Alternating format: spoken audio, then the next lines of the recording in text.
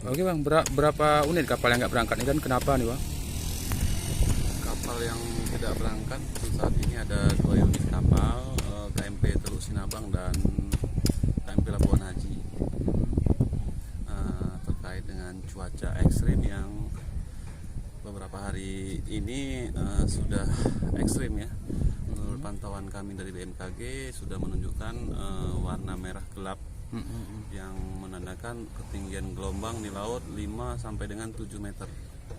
Ini diperkirakan kapan bisa diberangkatkan atau bisa berlayar kapalnya nih Bang?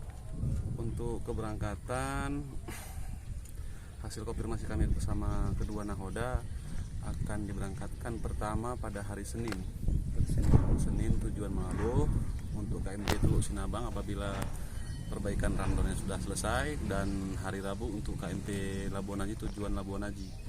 Namun apabila cuaca masih ekstrim, kapal tetap ditunda keberangkatan untuk keselamatan bersama.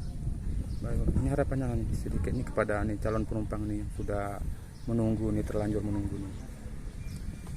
Ya, harapan kami untuk para penumpang ya harap bersabar menunggu cuaca reda karena demi keselamatan bersama tentunya kan.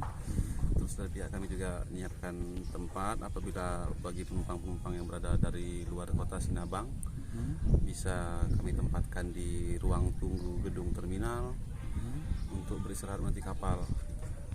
Terima kasih.